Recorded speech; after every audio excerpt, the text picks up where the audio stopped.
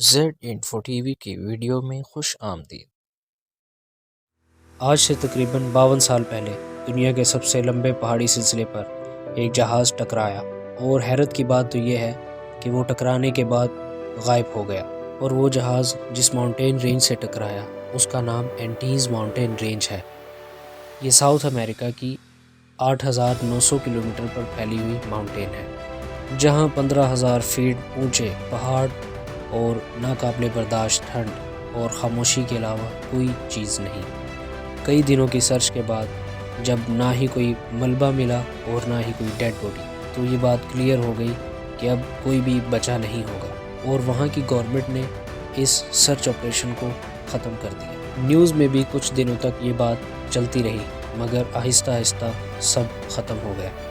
لوگ تقریباً اس حادثے کو بھول ہی چکے تھے کہ تقریباً 72 ڈیز کے بعد اس پلین کریش کی طرف سے اتھارٹیز کو ایک میسیج ریسیو ہوا۔ ناظرین، یہ یوروگوئے ایئر فورس کی فلائٹ 571 تھی۔ یہ فلائٹ 12 اکتوبر 1972 کو یوروگوئے کی کیپٹل ماؤنٹے ویڈیو سے اڑان بھرتی ہے۔ اس فلائٹ میں رگبی کے پلیئرز بھی موجود تھے، جنہیں ماؤنٹے ویڈیو سے چلی کے کیپٹل سینٹیاگو میں میچ کھیلنے جانا تھا۔ رگبی کے پلیئرز سمیت فلائٹ میں ٹوٹل 40 لوگ اور 5 کریو ممبرز موجود تھے۔ ٹیک آف کے بعد ابھی جہاز ارجنٹینا کے اوپر ہی پہنچا تھا کہ اچانک موسم کی خرابی کی وجہ سے انہیں ارجنٹینا کے شہر مینڈوزا میں لینڈ کرنا پڑا۔ کیپٹن نے یہ فیصلہ اس وجہ سے کیا کیونکہ چلی اور ارجنٹینا کے درمیان دنیا کی سب سے اونچی اینڈیز ماؤنٹین رینج دیوار بن کے کھڑی تھی۔ یہاں کے اونچے پہاڑ ویسے ہی خطرناک ہیں، اور موسم کی خرابی کی وجہ سے ان کے اوپر سے گزرنا خطرے سے خالی نہیں تھا۔ پائلٹ کا پلان تھا کہ ایک رات مینڈوزا میں ہی گزاری جائے اور پھر اگلے دن موسم کے ٹھیک ہونے پر اینڈیز کے پہاڑوں کو پار کیا جائے، لیکن قدرت کو کچھ اور ہی منظور تھا۔ لہٰذا اگلے دن یعنی 13 اکتوبر کو فلائٹ نے مینڈوزا سے ٹیک آف کیا۔ میپ پہ دیکھا جائے تو مینڈوزا اور سینٹیاگو کے درمیان تقریباً 180 کلومیٹر کا فاصلہ ہے، لیکن ان 180 کلومیٹرز کے درمیان 15,000 فیٹ اونچی پہاڑیاں ہیں۔ لیکن پائلٹ کا پلان یہ تھا کہ جہاز پہلے مینڈوزا کے ساؤتھ میں جائے گا اور وہاں سے اینڈیز کی طرف ٹرن کرے گا، اور ان خطرناک پہاڑیوں کو پار کرتے ہوئے چلی کے شہر کوریگو سے ٹرن کرے گا اور آخر کار سینٹیاگو میں لینڈ کرے گا۔ اور حیرت کی بات تو یہ ہے کہ فلائٹ 571 کے پائلٹ نے اسی روٹ پر پہلے 50 فلائٹس کور کی ہوئی تھی، لہٰذا ان کو خود پر پورا بھروسہ۔ لہٰذا پلان کے مطابق جہاز نے مینڈوزا سے ٹیک آف کیا اور ساؤتھ کی طرف روانہ ہو گیا۔ جیسے ہی جہاز اونچائی کی طرف بڑھنے لگا تو پائلٹ نے نوٹس کیا کہ نیچے والے حصے کو بادلوں کی ایک موٹی لہر نے کور کیا ہوا ہے۔ تو ان حالات میں پائلٹ نے کنٹرول ٹاور سے اپنا رابطہ جوڑ لیا۔ یہ اس لیے کہ وہ ریڈار پر دیکھ کر پائلٹ کو اس کی لوکیشن بتاتے رہیں گے۔ کنٹرول ٹاور کے علاوہ ایک اور طریقے سے بھی پائلٹ اپنی لوکیشن کا اندازہ لگا سکتے ہیں۔ اس میں جہاز کی آخری لوکیشن کو مد نظر رکھتے ہوئے اور جہاز کی سپیڈ کے ذریعے کیلکولیشن کرتے ہوئے اپنی کرنٹ لوکیشن کا اندازہ لگا سکتے ہیں۔ اس طریقے کو ایوییشن کی زبان میں ڈیڈ ریکننگ کہا جاتا ہے۔ جیسے ہی فلائٹ پلانچون پاس کے پیرالل پہنچی تو انہوں نے رائٹ ٹرن لے لیا۔ اس وقت جہاز 18,000 کلومیٹر کی بلندی پر اینڈیز کے پہاڑوں سے گزر رہا تھا، اور یہ فلائٹ 571 سینٹیاگو کے ایئر ٹریفک کنٹرول کے بھروسے پر تھی۔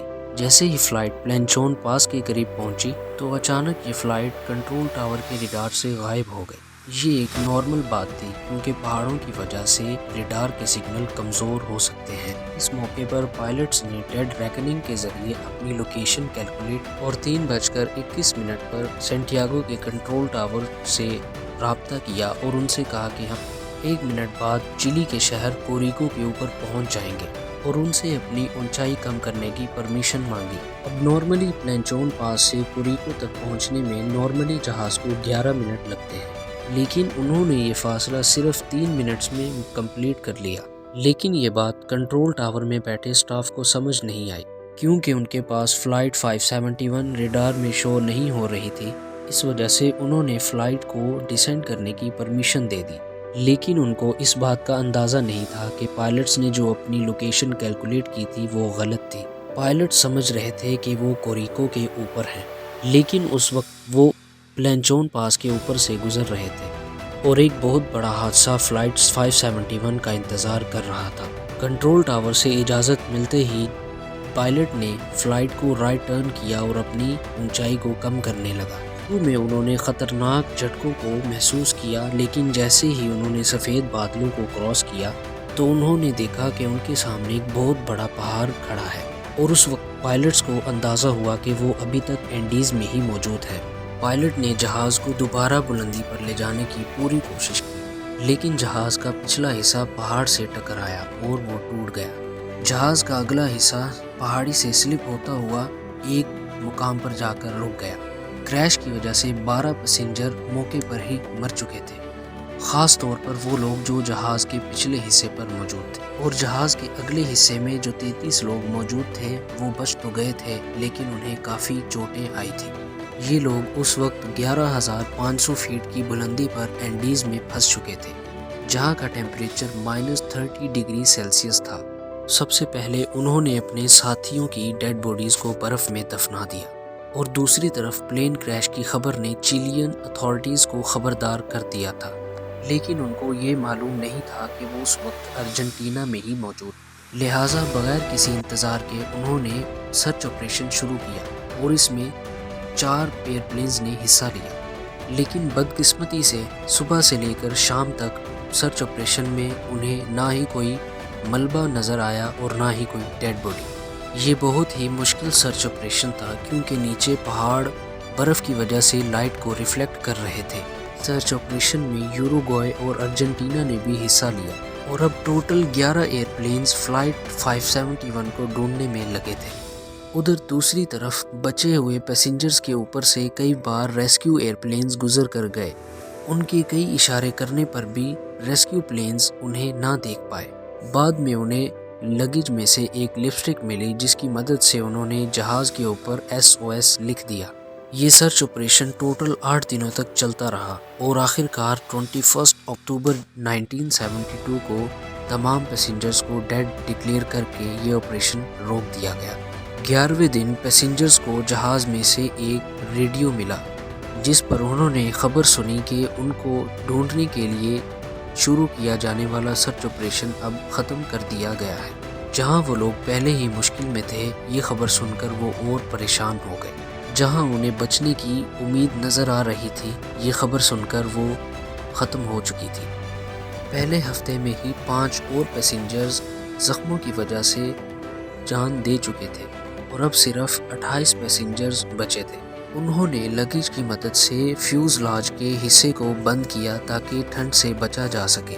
انہوں نے سیٹ کورز کو گرمائش کے لیے استعمال کیا، اور سیٹس کے کشن سے سنو شوز بنا لیے۔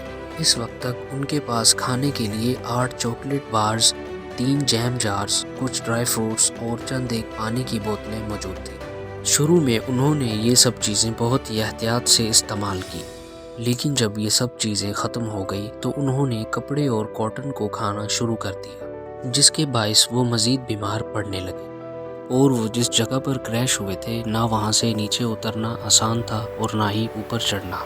آخر کار جب ان کو کچھ سمجھ نہ آیا تو انہوں نے اپنے ہی مرے ہوئے ساتھیوں کے باڈی پارٹس کو کھانا شروع کر دیا۔ ظاہر سی بات ہے ایسا کرنا بہت ہی مشکل تھا، لیکن بھوک پیاس کی شدت کی وجہ سے انہوں نے ایسا قدم اٹھایا۔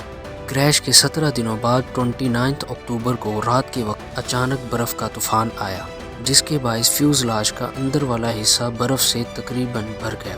اس حادثے میں تقریباً 9 سروائیورز مارے گئے، اور اس کے بعد صرف 19 پیسنجرز باقی زندہ بچے۔ جیسے جیسے دن گزر رہے تھے، سروائیورز کی حالت بد سے بدترین ہوتی جا رہی تھی۔ ایک ایک کر کے سبھی موت کی طرف جا رہے تھے، اور جو بچے تھے وہ موت کا انتظار کر رہے تھے۔ اور پھر 12 دسمبر یعنی کریش کے 60 دنوں بعد 3 اور سروائیورز جان کی بازی ہار گئے، اور بچے ہوئے 16 پیسنجرز کے پاس صرف 2 ہی آپشنز تھے، یا تو وہ اپنے بچے ہوئے دن گننا شروع کر دیں، یا پھر کیسے بھی کر کے ویسٹ میں موجود اس ورٹیکل کلف کو پار کر لیں۔ لہٰذا 12 دسمبر 1972 کو 3 رگبی پلیئرز پراڈو کنیسا اور ویزنٹین نے ویسٹرن پیک کو ہائیک کرنے کا فیصلہ کر لیا۔ اس امید میں کہ پہاڑی کے دوسری طرف گرین ویلی ہوگی اور مدد کرنے کے لیے کوئی موجود ہوگا، لیکن یہ ایک بہت ہی تکلیف دہ سفر تھا کیونکہ نہ ہی ان کے پاس پروفیشنل ٹولز تھے اور ٹیمپریچر -30 ڈگری سیلسیس تھا۔ انہوں نے ہاتھ سے بنائے ہوئے سلیپنگ بیگز اور جہاز کی سیٹوں سے بنائے ہوئے گرم کپڑے لپیٹے اور ہائیک پہ نکل پڑے، اور پورے 3 دن تک لگاتار ہائیک کرنے کے بعد جب وہ پہاڑ کی چوٹی پر پہنچے تو دیکھتے ہیں کہ پہاڑ کی دوسری طرف بھی برف سے ڈھکے ہوئے پہاڑ موجود ہیں، اور وہاں بھی نہ ہریالی تھی اور نہ ہی زندگی کے کوئی آثار۔ خوراک کی شارٹیج کی وجہ سے ایک آدمی واپس کریش سائٹ پر چلا گیا اور پراڈو اور کنیسا مدد کے لیے پہاڑ کی نچلی طرف چل پڑے، اور اگلے 10 دنوں تک مسلسل اترائی کے بعد 61 کلومیٹر کا فاصلہ طے کر کے آخر کار وہ ایک گرین ویلی میں پہنچے جہاں پر جانور بھی تھے اور ایک ندی بھی بہہ رہی تھی۔ سب سے پہلے انہوں نے ندی میں سے پانی پیا، اور اسی دوران انہوں نے ندی کے دوسری طرف ایک آدمی کو گھوڑے پر سوار دیکھا۔ ندی کے شور کی وجہ سے وہ اپنا پیغام اس شخص تک نہیں پہنچا پا رہے تھے۔